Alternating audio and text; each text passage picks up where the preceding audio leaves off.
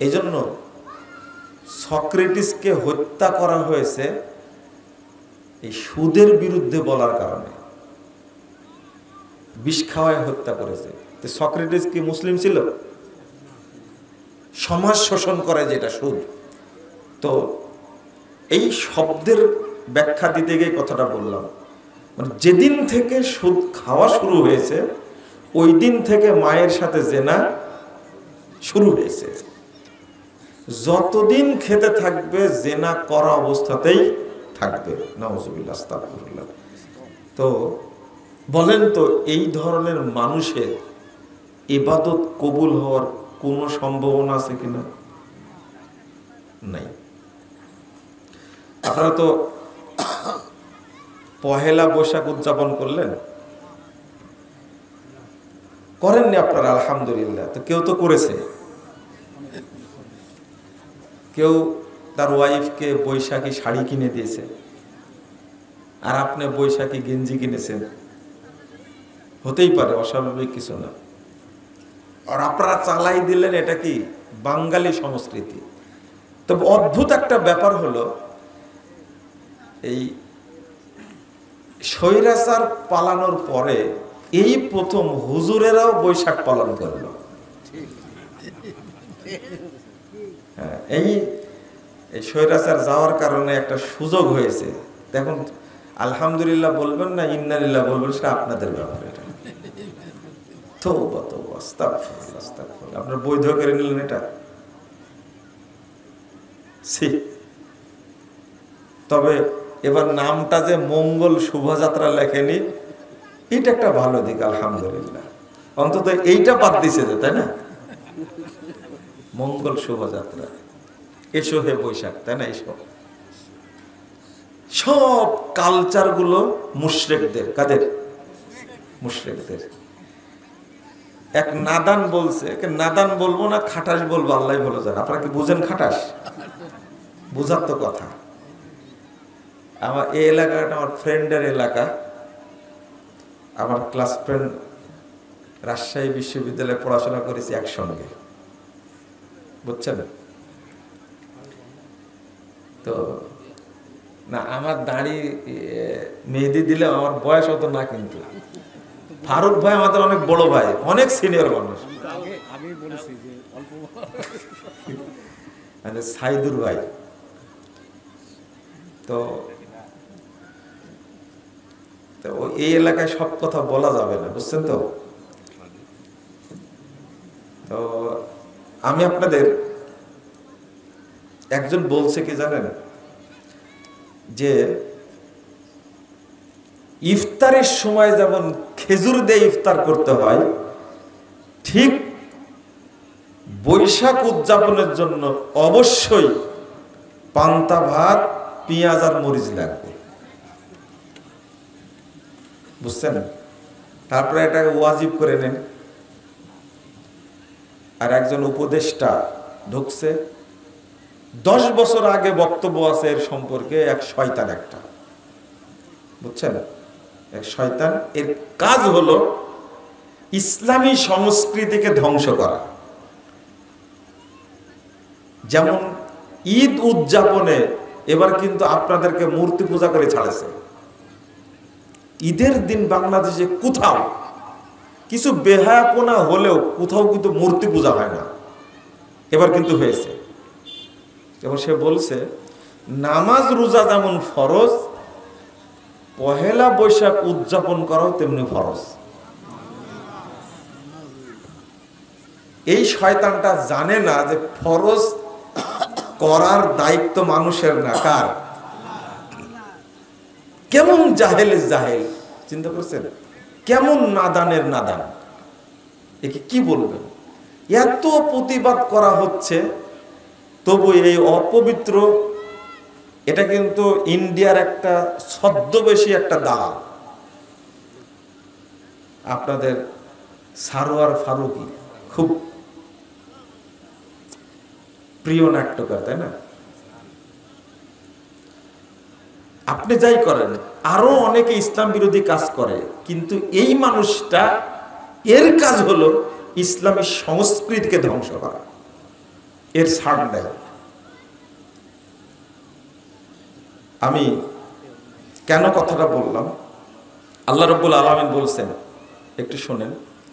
আজকে আমার বক্তব্যের বিষয় ছিল মিশ্রিত আকীদা। কি আকীদা? মিশ্রিত আকীদা এবং তার পরিণাম। এইটা একটু শোনার চেষ্টা করবেন, বোঝার চেষ্টা করবেন ইনশাআল্লাহ। আল্লাহ বলছেন সূরা আল ইমরান 100 নম্বর আয়াত, ইয়া আইয়ুহাল্লাযীনা আমানু ইন তুতিউ ফারীকাম মিনাল্লাযীনা উতুল কিতাব ইয়ারুদ্দুকুম বা'দা ঈমানিকুম কাফিরিন। আল্লাহ বলছেন, হে ঈমানদারগণ, যাদেরকে কিতাব দেওয়া হয়েছে, বিধর্মী, ইহুদি, খ্রিস্টান, অন্য জাতের বিধর্মী, তারা সবাই কিতাব প্রাপ্ত। কিন্তু আল্লাহ বলছেন, তোমরা যদি তাদেরকে ফলো করো, তাদেরকে অনুসরণ করো, ইয়ারুদ্দুকুম বা'দা ঈমানিকুম কাফিরিন, তাহলে তারা তোমাদেরকে ফিরিয়ে নিয়ে যাবে, তারা তোমাদেরকে ঈমান থেকে বের করে তারা তোমাদেরকে কাফের বানায় দেবে। কি বানায় দেবে?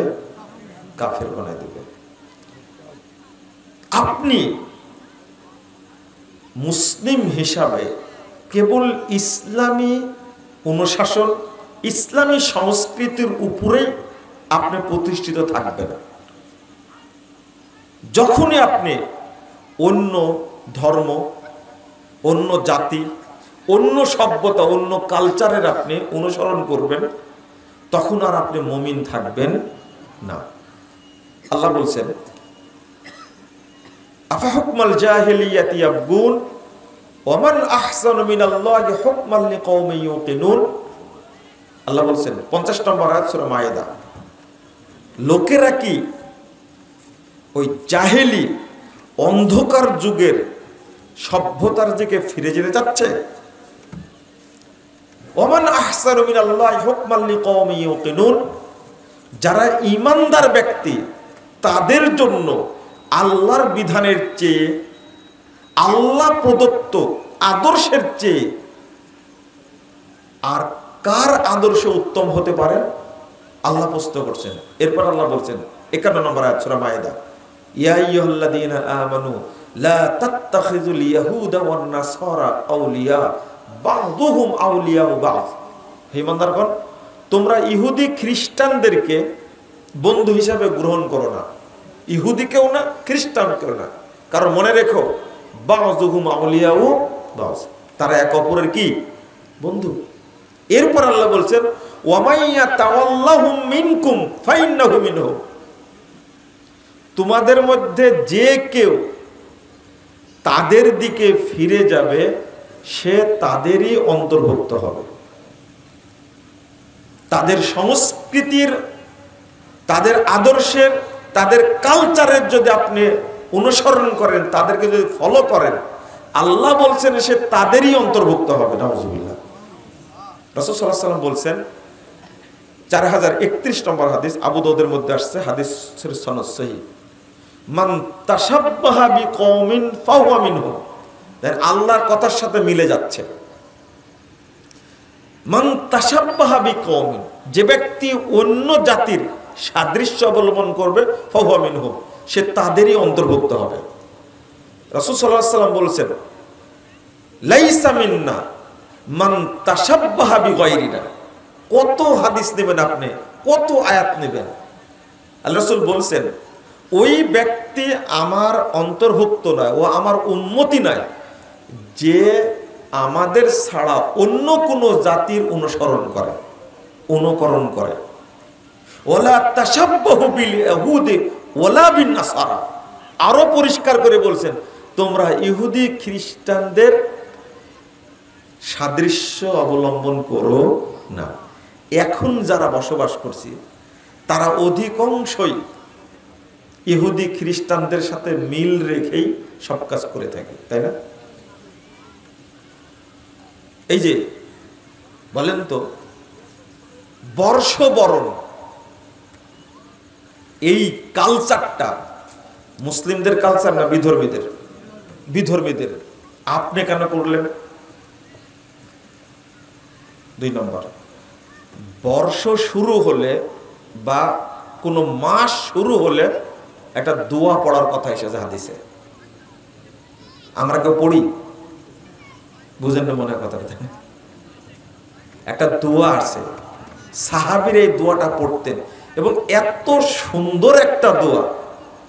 বলেন তো, আমাদের মুসলিমদের বর্ষ শুরু হয় কোন মাস থেকে? জোরে বলেন। হ্যাঁ, মুহররম না জানুয়ারি? সবাই বলেন মুহররম। আমাদের মাস কিন্তু শুরু হয় কোথা থেকে? মুহররম থেকে। মুহররম এটা কোরআনে আসছে নামটা, বৈশাখ কোরআনের নামও না, হাদিসের নামও না। কথা বুঝলেন? আর সবচেয়ে সম্মানী মাস, এবং এটা বলে আল্লাহর সাথে সম্পৃক্ত করে আল্লাহ বলেছেন শাহরুল্লাহ, এটা হলো আল্লাহর মাস। মুহররম কার মাস? সবই আল্লাহর মাস, কিন্তু আল্লাহর সাথে মুহররমকে সম্পৃক্ত করেছেন রাসূলুল্লাহ সাল্লাল্লাহু আলাইহি সাল্লাম। শাহরুল্লাহ মুহররম, মুহররমটা আল্লাহর মাস। তো যখন আপনার বছর শুরু হবে তখন আপনি একটা দোয়া পড়বেন। পড়েন আমার সাথে, আল্লাহুম্মা আদখিলহু আলাইনা বিল আমনি ওয়াল ঈমানি ওয়াস সালামাতি ওয়াল ইসলাম জাওয়াজিম মিনাশ শাইতান ওয়া রিদওয়ানিম মিনার রহমান। কে জানেন? হাত তুলেন তো। শোনেন, যখনই কোনো মাস শুরু হবে তখনই এই দোয়াটা পড়বেন। এর মধ্যে আল্লাহর কাছে চাওয়া আছে, আল্লাহ তুমি নিরাপত্তার সাথে, ইমানের সাথে, ইসলামের সাথে যাবতীয় বালা মুসিবত, ভীতি, শঙ্কা থেকে মুক্ত করে তুমি এই বছরটা পার করো। তারপরে কি? জাওয়াজিম মিনাশ শাইতান, আল্লাহ শয়তানের যাবতীয় ষড়যন্ত্র, ওয়াসওয়াসা থেকে তুমি এই বছরটা আমাকে মুক্ত রাখো। আরেকটা হলো ওয়ারিদওয়ানিম মিনার রহমান, আর এই মাসটা যেন আমি, এই বছরটা যেন আমি আল্লাহর সন্তুষ্টির মাধ্যমে পার করতে পারি। এটা পড়েননি কেন? এটা জানেননি কেন? এত সুন্দর একটা দোয়া সবার জানা উচিত না? সবার জানা উচিত। অথচ আমরা জানছি কোনটা? 31st নাইট, এসে হয় বৈশাখ। যে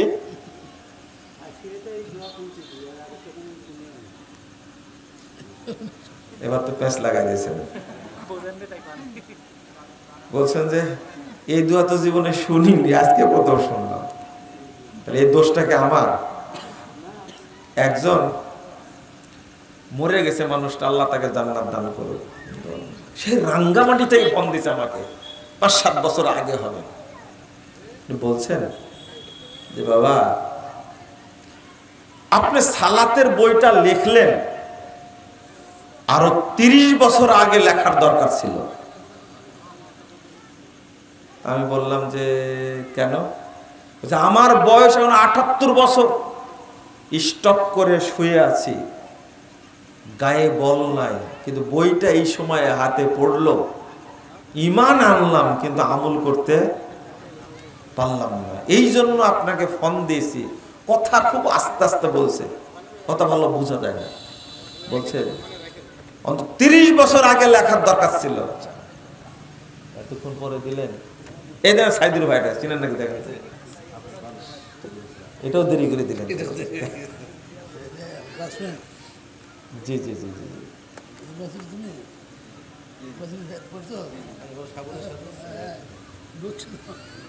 তো আমি বললাম যে চাচা, আমার বয়স কত আপনি জানেন নাকি? যে তা তো জানি না, আমি 30 বছর আগে লিখবো কি করে আমি, বুঝছেন? তবে এই যে একটা বয়স্ক মানুষের, অসুস্থ মানুষের আক্ষেপ, এটা তো সঠিক, তাই না? এটা বাস্তব। তো উনি বলছেন যে এই দোয়া তো কোনোদিন শুনিনি, তাই না? আসলে আমি যেটা বলি সেটাতেই আপনারা শুরু করেন কি আন্দোলন, তাই না?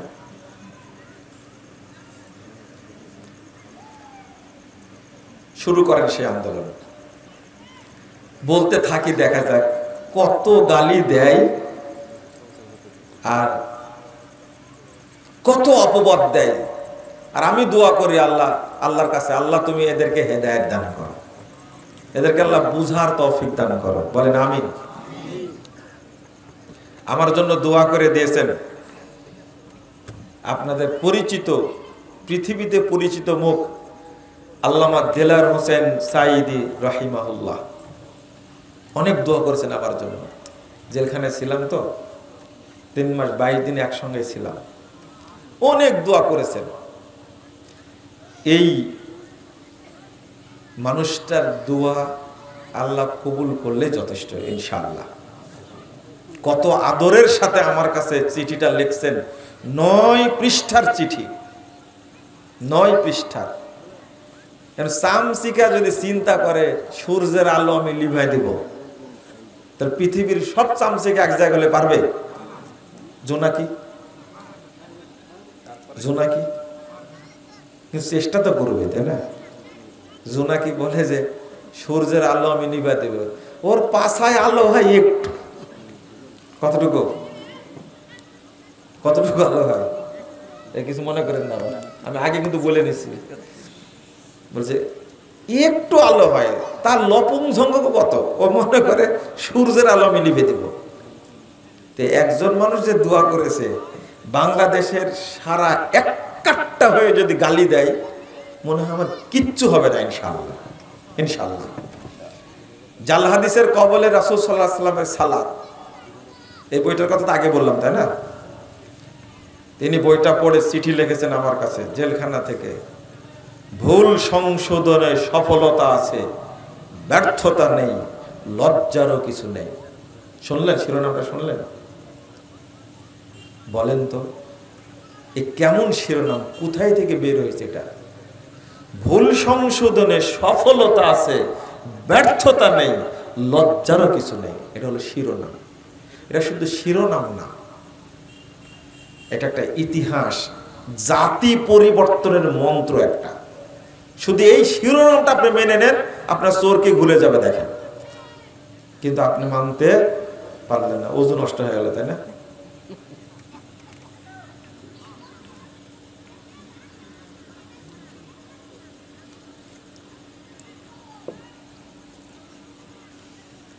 আপনি মাইকটা একটু উঁচু করে দেন তো।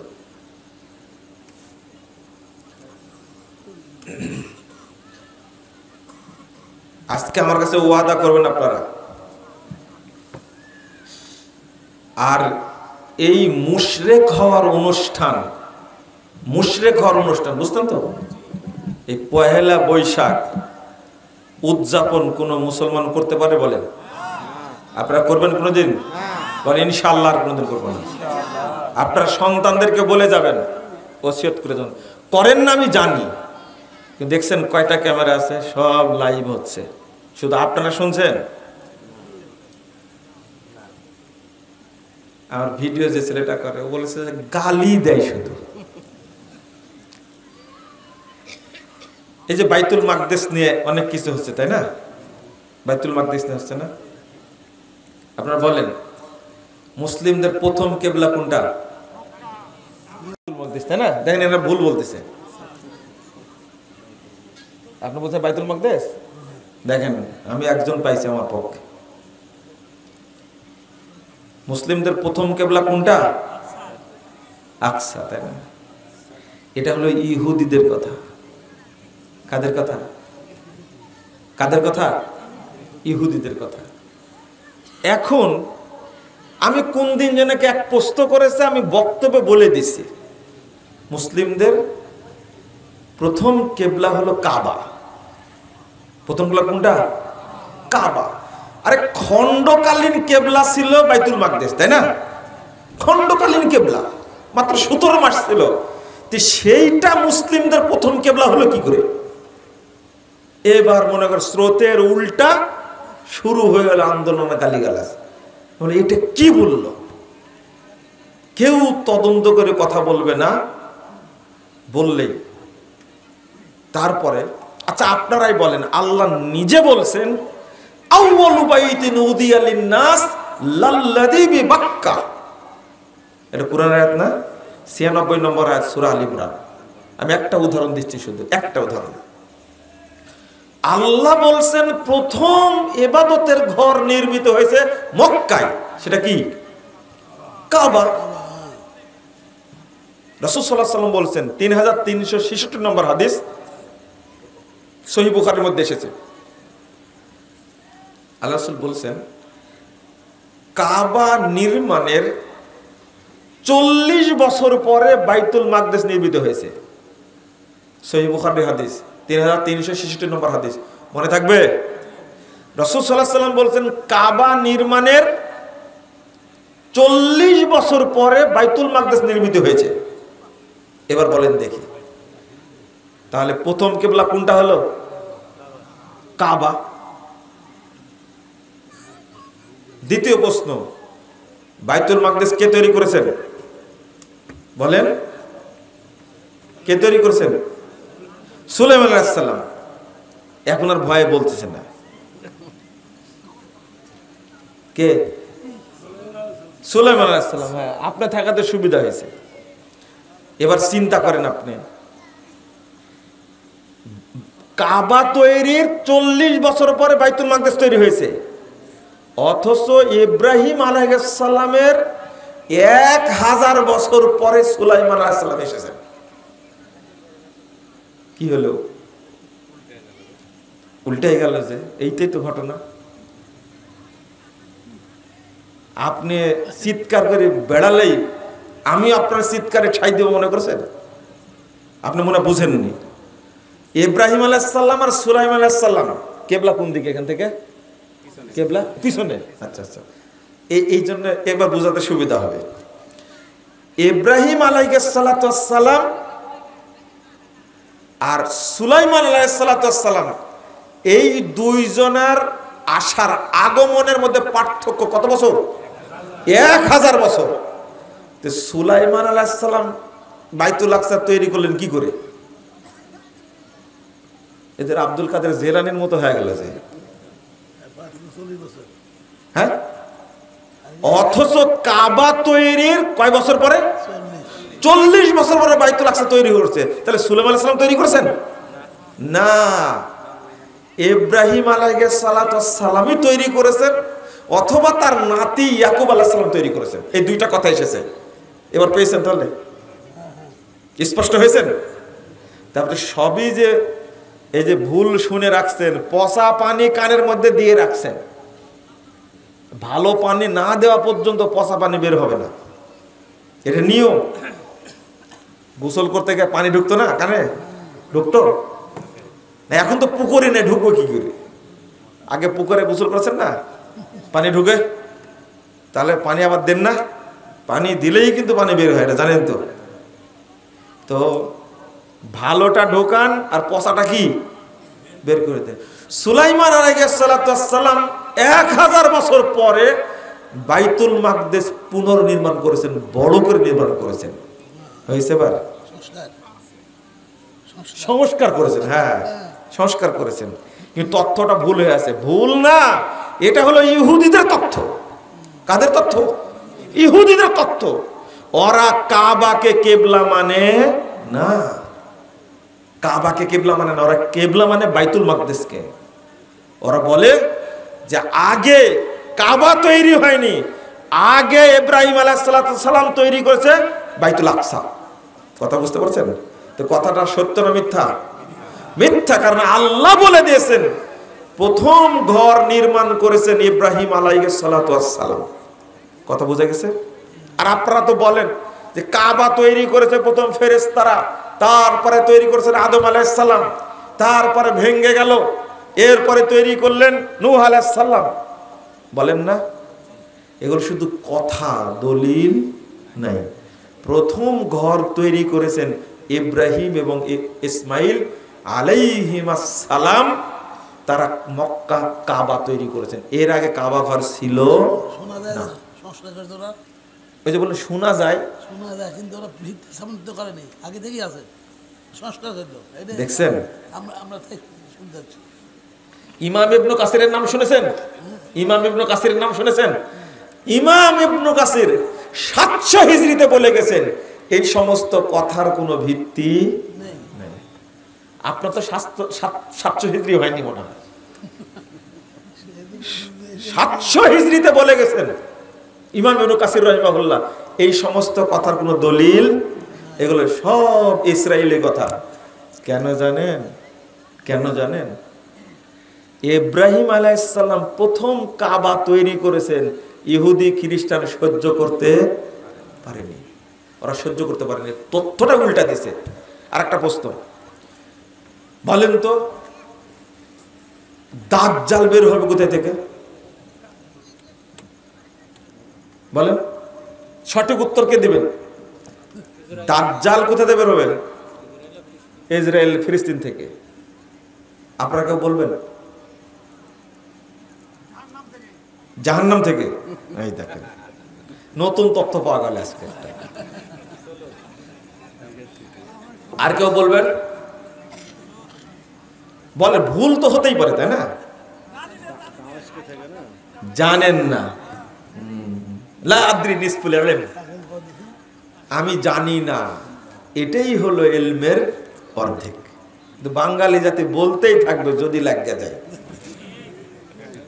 বলতেই থাকবে, কিন্তু এই কথা বলতে জানে না, কোনো বক্তাও বলতে জানে না এটা আমার জানা নাই, পরে বলবো। বলে কোনোদিন?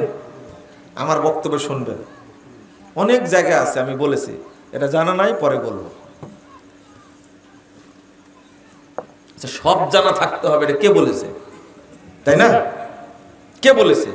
তাহলে তো আল্লাহ হয়ে যাবেন আপনি। এই যে উত্তরটা দিয়েছেন আপনারা, এতক্ষণ কোথায় ছিলেন? কি উত্তর দিয়েছে? আপনারা কেউ বললেন না, কিন্তু উত্তর দিয়েছেন ইসরায়েল থেকে, ফিলিস্তিন থেকে বের হবে দাজ্জাল। এইটা হলো ইহুদিদের তথ্য। কাদের? বাংলাদেশের ভাইরাস হুজুরগুলো বলতেছে এটা, ইসরায়েল থেকে কি বের হবে? দাজ্জাল বের হবে। লা ইলাহা ইল্লাল্লাহ, আস্তাগফিরুল্লাহ। কেউ বলছে খোরাসান থেকে বের হবে, অথচ এটা কারা চেঞ্জ করে দিয়েছে? ইহুদিদের শুক্রকীট থেকে। শুক্রকীট বুঝেন? শুক্রকীট আপনারা বুঝবেন না, গ্রামের মানুষ সরাসরি বাংলা বলি। ইহুদিদের বীর্য থেকে তৈরি হয়েছে শিয়ারা। কারা? এই ইরানের শিয়ারা। এই শিয়ারাই প্রতিপালন করছে এখনো। কে যেন এখনো বললো যে ইরান থেকে বের হবে, কে বললো? জোরে বললেন না কেন আপনি? ওই যে আমার বক্তব্য শুনেছেন মনে হয়, শুনছেন? ইরান থেকে দাজ্জাল বের হবে। কোথায় থেকে? আজ থেকে সবাই মনে রাখবেন, বেশি বেশি প্রচার করবেন। দাজ্জাল কোথা থেকে বের হবে? ইরান থেকে বের হবে। সবাই প্রচার করবেন, দাজ্জাল বের হবে ইরান থেকে। দলিল 1342 নম্বর হাদিস মুসনাদ আহমদের মধ্যে এসেছে। রাসূলুল্লাহ সাল্লাল্লাহু আলাইহি ওয়াসাল্লাম বলেন, ইয়াখরুজুদ দাজ্জাল মিন ইয়াহুদিয়াতে আসবাহান। আসবাহান শহরের ইয়াহুদি এলাকা থেকে দাজ্জাল বের হবে। আর আসবাহানটা হলো ইরানের তেহরান শহর থেকে 341 কিলোমিটার দূরে। তাহলে দাজ্জালকে প্রতিপালন করছে কারা? শিয়ারা। কারা? শিয়ারা। দাজ্জাল যখন বের হবে, সহিহ মুসলিমের হাদিস, আল্লাহ রাসূল বলছেন দাজ্জালের সাথে 70,000 ইহুদি থাকবে। 70,000 কি থাকবে? এই শিয়ারাই হলো ইহুদি। এই শিয়ারাই কি মনে থাকবে আপনাদের? এই জন্য আপনারা ইরানকে কিছু বললেন না, তুরস্ককে কিছু বললেন না, আপনারা মার্চ ফর গাজা অনুষ্ঠান করলেন ঢাকাতে সোহরাওয়ার্দী উদ্যানে। সেখানে গিয়ে সব দোষ চাপালেন সৌদি আরবের উপরে। আপনারা কি ফিলিস্তিনের পক্ষে গেছিলেন না সৌদি আরবকে গালি দিতে গেছিলেন? বুঝেননি কথা? ইসরায়েলে যত তেল আসে যত তেল আসে তার 80% তেল আসে আজারবাইজান থেকে। তুরস্কের উপর দিয়ে লাইন করা আছে। আপনাদের জামাই, আপনাদের দুলাভাই এরদোগান আছে না, এই এরদোগান তেল আসার সুযোগ করে দিয়েছে ইসরায়েলে। তো তার সম্পর্কে কিছু বললেন না? সৌদি আরবকে এত গালি দিলেন কেন? জবাব দেন। সৌদি আরবকে গালি দিলেন কেন? তুরস্ক এ যাবৎ ফিলিস্তিনের জন্য, গাজার জন্য কি করেছে? ইরান এ যাবৎ ফিলিস্তিনের জন্য, গাজার জন্য কি করেছে? চাপাবাজি ছাড়া কিছু করেনি। চাপাবাজি বুঝেন? কিছুই করেনি। ফিলিস্তিনের জন্য ইরানও কিছু করেনি, হুতিরাও কিছু করেনি, বাশারও কিছু করেনি, হিজবুল্লাহও কিছু করেনি। কি করেছে? একটা কাজ করেছে ওরা, এদেরকে উস্কা দিয়ে ফিলিস্তিনের প্রায় 60,000 মানুষকে হত্যা করেছে। আপনারা আমার এই কথা বুঝবেন, তবে আরো 10 বছর সময় লাগবে। কয় বছর? তালেবান কি করলো? কিছু না করতে পারো, ফিলিস্তিনে কিছু খাবার তো পাঠাতে পারতো। পাঠায়নি কেন? কি জন্য পাঠায়নি? এটাও জানেন না আপনারা, এটাও জানেন না, জানবেন না, আপনারা কোনোদিন জানবেন না। লা হাওলা ওয়ালা কুওয়াতা ইল্লা বিল্লাহ, আস্তাগফিরুল্লাহ। কিন্তু ঢাকার বুকে যে সমস্ত অপমানজনক কাজ করেছেন আপনারা, কি কাজগুলো করলেন? সুন্দর সৌদি আরবের প্রিন্স মোহাম্মদ বিন সালমানের ছবি লাগাই দিলেন, তার কুশপুত্তলিকা বানালেন, পোড়ালেন, জুতা মারলেন। এটা মিডিয়ায় যায় না, যায়নি। এটা সৌদি আরব সম্পর্কে আপনারা তো বিদ্বেষ কেন? কই এরদোগানের তো দেখলাম না ছবি। মুনাফেক। এই ফিলিস্তিনের জন্য 1 নম্বর মুনাফেক হলো এরদোগান। 1 নম্বর মুনাফেক এরদোগান। ও ফিলিস্তিনের জন্য কিছুই করেনি। কি করবে? ও কার সদস্য জানেন না? এটা প্রসঙ্গক্রমে কথাটা চলে আসলো। ও ইসরায়েলে তেল দেয়, ও কেন ইসরায়েলের বিরুদ্ধে কথা বলবে? 2 নম্বর মুনাফেক হলো ইরান। এরা মক্কা মদিনার শত্রু। আপনার দেশের কয় হাজার লোক থাকে ইরানে? তুরস্কে কয় হাজার লোক থাকে? 30 লক্ষ বাঙালি থাকে সৌদি আরবে। পৃথিবীর সবচেয়ে বেশি রেমিটেন্স আসে বাংলাদেশে সৌদি আরব থেকে। আপনি একটা নিমক হারাম, আপনি সৌদি আরবের বিরুদ্ধে এত গালি দিলেন। তুরস্ক থেকে ইসরায়েলে ফ্লাইট যাতায়াত করে, কিন্তু সৌদি থেকে কি ইসরায়েলে ফ্লাইট যাতায়াত করে? মুনাফেই করবেন না, খবরদার। আরে জীবন কত দিনের? জীবন কত দিনের? হকটা যদি বলে না যেতে পারে, আল্লাহর কাছে দাঁড়াতে পারবো না। মুনাফেই করার জায়গা পান না। যা করেছেন, কি করবেন আপনি সৌদি আরবের বিরুদ্ধে? যদি খুব সুন্দর করে বলে দেয়, যাও বাঙালিদের এখানে থাকা লাগবে না, কি করবেন আপনি? সৌদি আরবে কি করবেন আপনি? কিছু করতে পারবেন? আমেরিকার সাহস আছে সৌদি আরব ইউজ করার? রাশিয়ার সাহস আছে? চীনের সাহস আছে? আপনি কার পিছনে লাগলেন? তাওহীদের দেশটাকে আপনি অপমান করেছেন। আমার তো মনে হয় না যে আপনারা ফিলিস্তিনের জন্য ঢাকায় গেছিলেন। আমার মনে হয় সৌদি আরবকে গালি দেওয়ার জন্য, সৌদির বিরুদ্ধে অবস্থান করার জন্য গেছিলেন।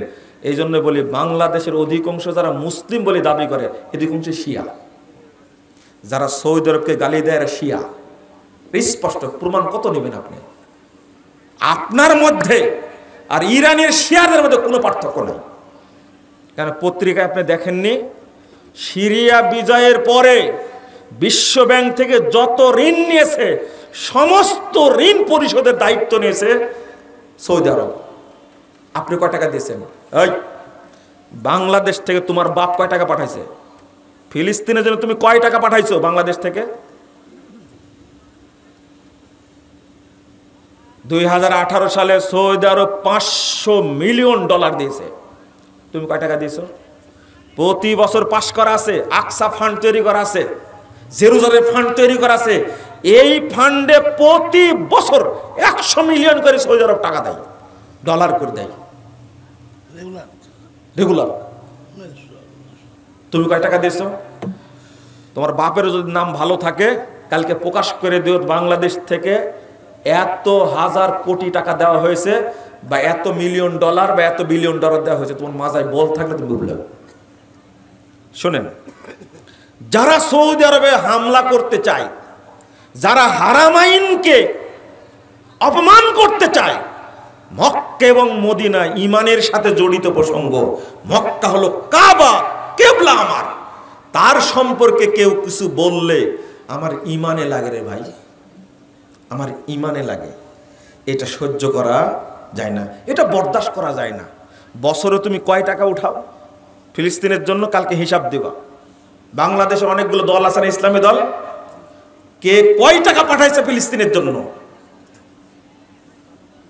মুনাফেকের দল এরা মুনাফেকের দল। সৌদি আরবকে গালি দেয় কিভাবে, লা হাওলা ওয়ালা কুওয়াতা ইল্লা বিল্লাহ। অথচ এই ফিলিস্তিনি মুসলিমদের জন্য অস্ত্র কারা দেয়? সৌদি যা করে তা বলে না, এটা হলো অভ্যাস।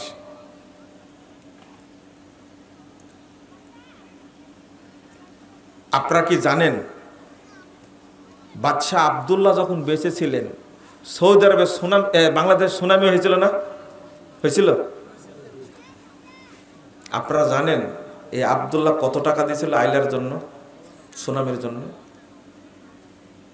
তখন মনে ফখরুদ্দিন ক্ষমতায়, তাই না? ফখরুদ্দিন ক্ষমতায় তখন। আপনি চিন্তা করতে পারছেন, তখন 900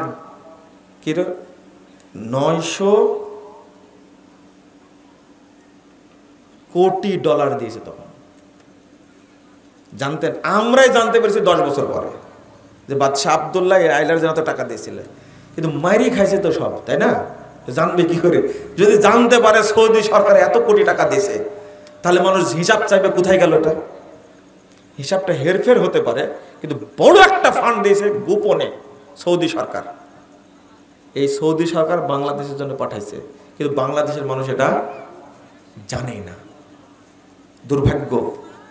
আমি কথাগুলো খুব কষ্টের সাথে বললাম, আজকে যেভাবে সৌদি আরবকে গালি দেওয়া হচ্ছে, আর গালি কারা দিচ্ছে? আমাকে একজন প্রশ্ন করেছে, আমার চাচাও প্রশ্ন করেছে, সাইদুল ভাইয়ের বাপ বলছে যে গাজা সম্পর্কে এদের প্রশ্ন করেছে আমাকে, ফিলিস্তিন বিষয়ে আপনার ভূমিকা কি? চিন্তা করতে পারছেন আমার ভূমিকা কি? একজন প্রশ্ন করেছে যে আপনি কি ঢাকায় গেছিলেন ওই যে মার্চ ফর গাজা অনুষ্ঠানে গেছিলেন? আমি বললাম যে আমার যাওয়ার সময় হয়নি, কারণ আহলে হাদিস মসজিদ ভেঙ্গে দিচ্ছে, তো পাহারা দিচ্ছিলাম। তা আমার দেশের মসজিদে আমি ঠিক রাখতে পারছি না, তালিকা করছিলাম যে কতটা মসজিদ এরা ভেঙ্গে দিয়েছে। বুঝেননি কথা? তো নিজের বাড়ির মসজিদই টিকে রাখতে পারছে না, আর গাজা সেই আমি বাইতুল আকসাতে গিয়ে আমি ওই মসজিদ পাহারা দেব যে মসজিদ সম্পর্কে আল্লাহ রাসূল ভবিষ্যৎবাণী করে গেছেন, এই মসজিদে মুসলমানদের সালাত পড়তে বাধা দেওয়া হবে। হৃদয়ে বাইতুল আকসাকে তোমরা রেখো, তাহলেই সারা পৃথিবীর মধ্যে যা কিছু আছে সব কিছু সাদকা করলে যে নেকি হবে, সেই পরিমাণ নেকি তোমার আমলনামায় দেওয়া হবে। তাহলে বাইতুল আকসাতে না গিয়েও আমি নেকি পাবো, তা আমার মসজিদে ভেঙে দিচ্ছে। গতকালকে ব্রাহ্মণবাড়িয়ার আহলে হাদিস মসজিদটা যেভাবে ভেঙেছে আপনারা দেখেননি? লা হাওলা ওয়ালা কুওয়াতা ইল্লা বিল্লাহ। কারা ভাঙলো এটা, তাই না? এই বাংলাদেশের ইসলামী দলগুলো ভাঙছে। হানাফি বাংলাদেশে আছে? দেখেন তো কি বলছে। বাংলাদেশে কোনো হানাফি নাই। হানাফি থাকলে কেউ মসজিদ ভাঙতো না। হানাফি নাই, হেফাজত আছে। কি আছে? জামাত ইসলাম আছে, আছে না? চরমনায় আছে না? বিদাতির আছে না? সব মিলে হেফাজত, ইসলাম হেফাজত করবে যাদের কাছে মন্দির হেফাজতে থাকে, কিন্তু মসজিদ হেফাজতে থাকে না। হ্যাঁ, মন্দির পাহারা দিছে, এটা মুরব্বী দেখছেন মাশাআল্লাহ, মন্দির পাহারা দিছে। আপনি একটু খেয়াল করেন, কত দুঃখের বিষয়, কত কষ্টের বিষয়। একজনও কথা বলেনি। কে কথা বলেছে? আমার কাছে একটা মেসেজ দিয়েছে, ওই যে পিচ্ছি এক বক্তা আছে না, রফিকুল ইসলাম, সে নাকি একটা স্ট্যাটাস দিয়েছেন এই মর্মে যে মাসালাগত ইখতিলাফ থাকতে হবে পারে, কিন্তু মসজিদ ভাঙার অনুমতি কে দিল? এই ধরনের একটা কথা নাকি বলেছে। জাযাকাল্লাহ খায়র, জাযাকাল্লাহু খায়র বলেছেন, ভালো। কিন্তু ভাইরাস বক্তা আছেন আপনাদের, এই ভাইরাসগুলো কোথায় গেছে? এদের সবার মৌন সম্মতি আছে যে আহলে হাদিস মসজিদ সব ভেঙে দাও, বাংলাদেশে যেন না থাকে। কত বড় বড় ভাইরাস বক্তা আছে, কেউ কোনো কথা বলেনি। দুর্ভাগ্য। মন্দির পাহারা দেয় আর আহলে হাদিস মসজিদ ভাঙে। এরা কি মুসলমান? এদেরকে যে মুসলমান মনে করে, সে কি মুসলমান? যারা মসজিদ ভাঙে তাদেরকে যে মুসলমান মনে করে, সে কি মুসলমান? প্রশ্ন আসে না, প্রশ্ন আসে না। হ্যাঁ, উত্তর দিয়েছেন আপনি। এরাই হলো বাংলাদেশে ইসরায়েল। এরা ইসরায়েল। কি আশ্চর্য! এরা হলো আব্রাহার বংশধর। কার বংশধর? আব্রাহার বংশধর। এদের সবাইকে আল্লাহ ধ্বংস করুক, বলেন আমিন। এদের জন্য কোনো পজিটিভ দোয়া নাই, এদের জন্য বদদোয়া। আমি গতকাল বক্তব্যে বলেছি, কুনুতে নাজেলা শুরু করলাম, এই নাজেলা পড়তেই থাকবো। আমার অস্ত্র বল নাই, অর্থ বল নাই, জনবল নাই, মুখের দোয়া তো আছে। আল্লাহ একদিন কবুল করবেন ইনশাআল্লাহ। কেউ টিকবে না। আব্রাহার মতো আল্লাহ এদেরকে ধ্বংস করবেন ইনশাআল্লাহ। হয় তওবা করবে, না হলে ধ্বংস হবে। দুইটা পথ, হয় তওবা না হলে কি ধ্বংস। হতেই হবে ধ্বংস। তোমরা আল্লাহর ঘর ভেঙেছো। হিন্দু গির্জা তৈরি করে, মণ্ডপ তৈরি করে পূজা করে, খ্রিস্টান গির্জা তৈরি করে পূজা করে, কাদিয়ানীরা মসজিদ তৈরি করে পূজা করে, শিয়ারা মসজিদ তৈরি বসবাস করে। আর বাংলাদেশে আহলে হাদিসরা মসজিদ তৈরি করে ইবাদত করতে পারবে না? পারবে ইনশাআল্লাহ। আগামী দিনে একটা দোয়া আল্লাহর কাছে করি, আল্লাহ তুমি এই বাংলাদেশে মসজিদ যারা ভাঙ্গে তাদের অস্তিত্ব তুমি বাংলাদেশে রেখো না, বলেন আমিন। তাদের অস্তিত্ব দেখতে চাই না। আল্লাহ যেন এদেরকে ধ্বংস করে। বহু জাতিকে আল্লাহ ধ্বংস করেছে। আব্রাহাকে তুমি যেভাবে ধ্বংস করেছো, আল্লাহ তুমি যারা মসজিদ ভেঙে দেয় তুমি ওইভাবে ধ্বংস করে দাও, বলেন আমিন। বলেন, এখানে কোনো ছাড় নাই। বলতে যাচ্ছিলাম যে কথা, সেটা হলো মিশ্রিত ঈমান। মনে আছে বিষয়টা বলছিলাম? মনে আছে? তার মধ্যে শুরু করেছিলাম কি দিয়ে? ঈমানের একটা অংশ আল্লাহ রাব্বুল আলামিন বলছেন, ওমা ইউমিনু আকসারুহুম বিল্লাহ ইল্লা হুম মুশরিকুন। সূরা ইউসুফ 106 নম্বর আয়াত। যারা আল্লাহর প্রতি ঈমান এনেছে তাদের অধিকাংশই কি মুশরিক। আল্লাহর প্রতি ঈমান আনলে কি হয়?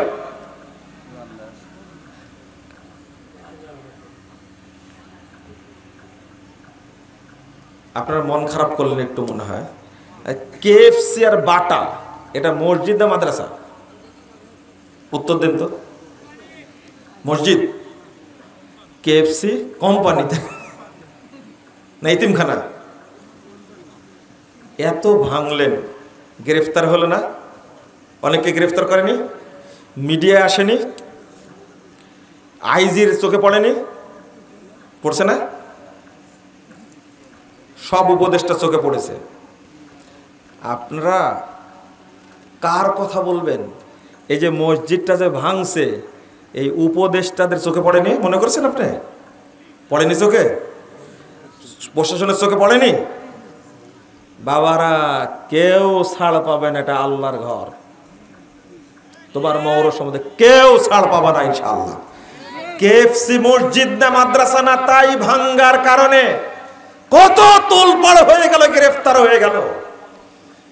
অপবিত্র জায়গা, মসজিদ পবিত্র জায়গা, সেটা ভেঙ্গেছে।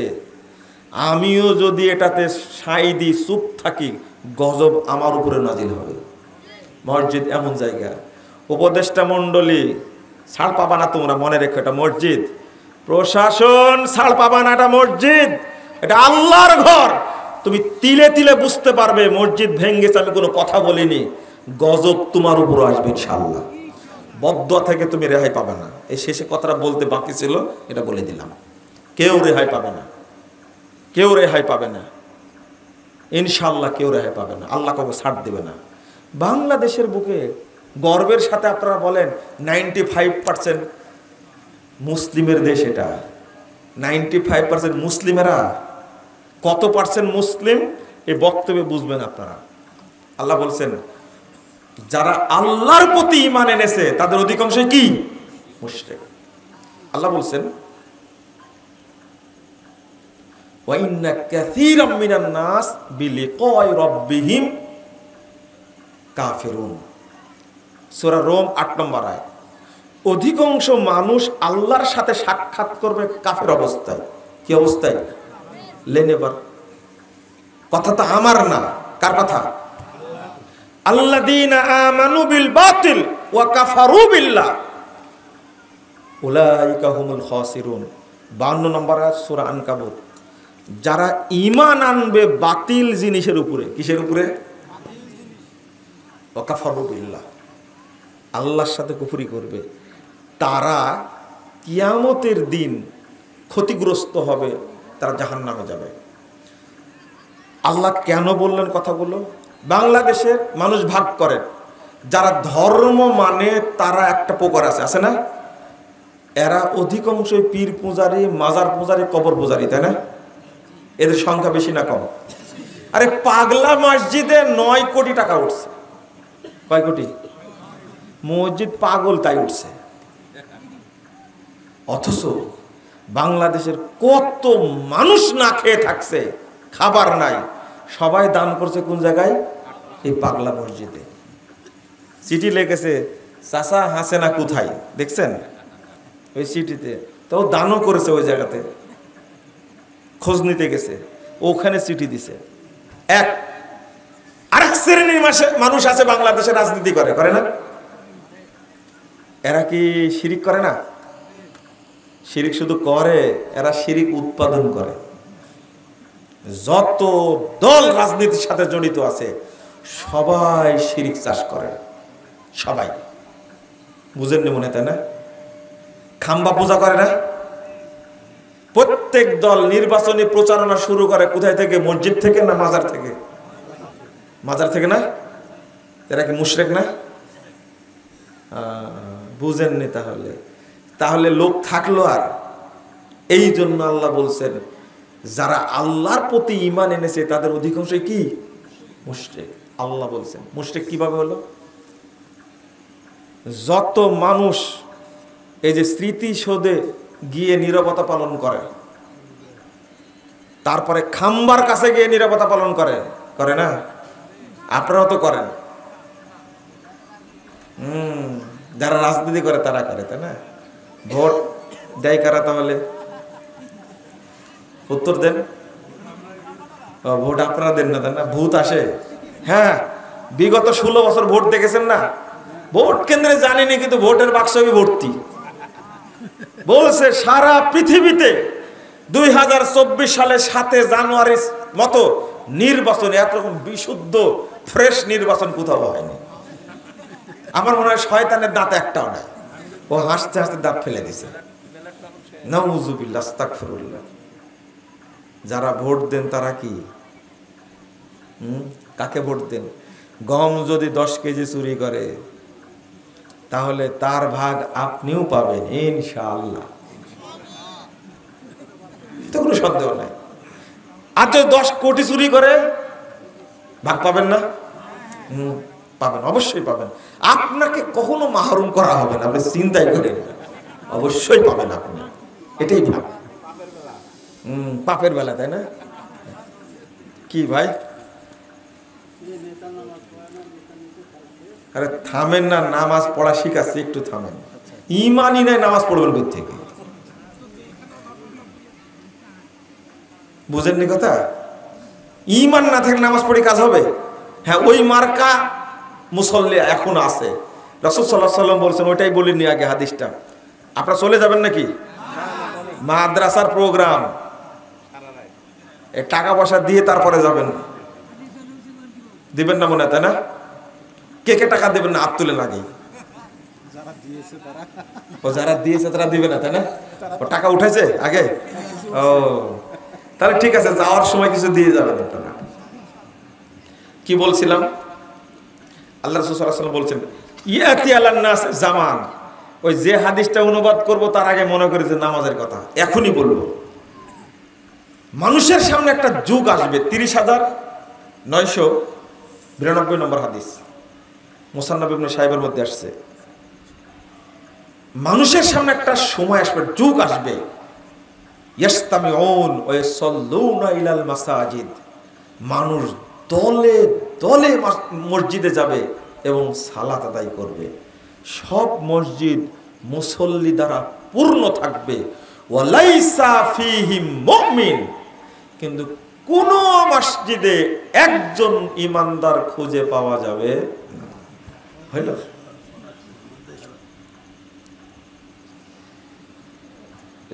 ওরে সর্বনাশ, এটা বলা যাবে না।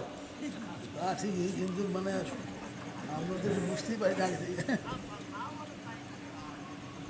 সর্বনাশ কথাটা আর আপনারা বলবেন না। এই এলাকাও পরিচিত, আমাদের এলাকাও পরিচিত, কিন্তু এটা একটা আকীদা বিরোধী কথা। এটা বলে সর্বনাশ হয় না কখনো। কথা বলে এটা হলো খারাপ মিনিং একটা আসে, ওটা বলবেন না। তিনি বলছেন, হাদিস শুনে বলছে ওরে সর্বনাশ। আপনি তাহলে বুঝতেন কথাটা, যাই বলুক না কেন ওনার ভিতরে আঘাত করেছে, তাই না? সব মসজিদে মুসল্লি থাকবে, কিন্তু একজনও কি থাকবে না? ইমানদার থাকবে না। তাহলে কোরআন আয়াত আর হাদিস দুইটাকে মিলল। আল্লাহ রাসূল বলছেন 2229 নম্বর হাদিস তিরমিজির মধ্যে আসছে, লা তাকুমুস সাআ হাত্তা তালহাকা কাবাইলু মিন উম্মতি বিল মুশরিকিন ওয়া হাত্তা ইয়াবুদুল আওসান। আল্লাহ রাসূল বলছেন, কিয়ামত হবে না যতদিন আমার উম্মতের অনেক দল মুশরিক না হবে এবং মূর্তি পূজা না করবে, ততদিন কিয়ামত হবে।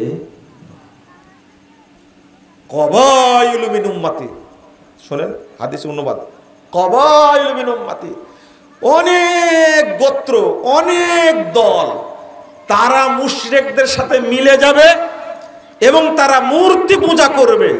এটা না হওয়ার আগ পর্যন্ত কিয়ামত হবে না। আজকের অবস্থানটা মিটান তো দেখি। এবার যারা দুর্গা পূজা করেছে মুসলিম আর হিন্দু মিলে, এটা কোনোদিন দেখেছেন বাংলাদেশে? আগে দেখেছেন? এর বদলাও কিন্তু দিছে। আপনারা মূর্তি পাহারা দিলেন, মণ্ডপ পাহারা দিলেন, আপনারা মন্দিরে গিয়ে যে বক্তব্য দিলেন, দারুণ বক্তব্য, ওখানে গিয়ে আল্লাহর প্রশংসা করছে। তার বদলাটা কি দিল? ওই চিটাগাঙ্গে একজন সহজ সরল আইনজীবীকে জবাই করে মারছে। মারেনি? এগুলো জানেন না নাকি আপনারা? জানেন তো অবশ্যই। জানেন না মানে? এই হিন্দুরা একজন আইনজীবী নিরপরাধ মানুষকে জবাই করে হত্যা করলো না? এটা বদলা। খুব সুন্দর প্রতিদান আপনাদের দিয়ে দিছে। আপনারা ভুল করেছেন, ভুল করেছেন, ভুল করেছেন। আল্লাহ রাসূল কি বলছেন?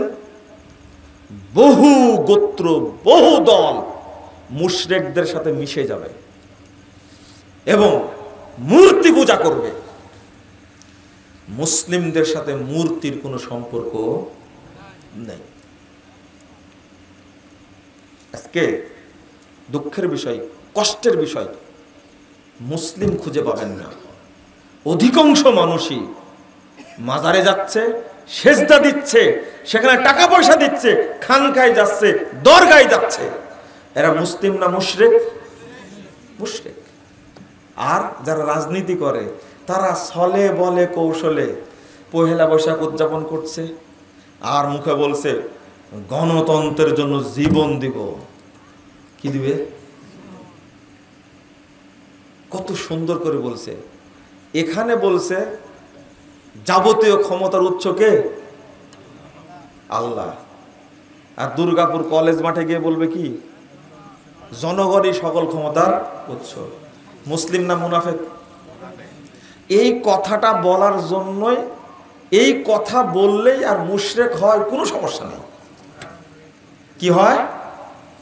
এত বড় কথা যে বলতে পারে সে আর মুমিন থাকতে পারে? আল্লাহ বলছে ওয়ান্নাল কুওয়াতা লিল্লাহি জামিআ। এই যে মিশ্রণ, আপনি একদিকে সালাত আদায় করছেন, আরেকদিকে মুখ দিয়ে বলছেন জনগণই সকল ক্ষমতার উৎস। মিশ্রণ হলো না? আচ্ছা, মিশ্রণ বুঝেন কি আপনারা? একটা হাদিস অনুবাদ করব, মা বোন সহ, ভাই বোনেরা সহ সবাই শুনেন। হাদিসটা অনেকবার শুনেছেন, কিন্তু আবারও শুনেন আজকে।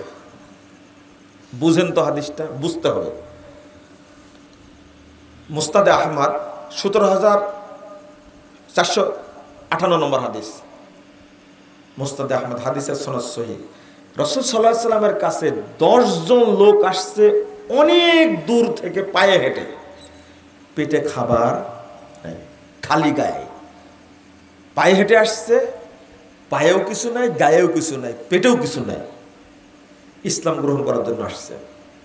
উকবা বিন আমির আল জুহানি রাদিয়াল্লাহু আনহু তিনি বলছেন, আল্লাহ রাসূল এই 10 জনের মধ্যে 9 জনকে কালেমা পড়ালেন, কালেমা শাহাদাত পড়ালেন। কয়জনকে? কয়জনের মধ্যে? 10 জনের মধ্যে। কয়জন বাদ গেছে? একজন। তো তারা বলছেন বায়াত ক্বালু বায়াতা তিসআতান ওয়া তারাকতা হাযা। আল্লাহ রাসূল, ঘটনা কি?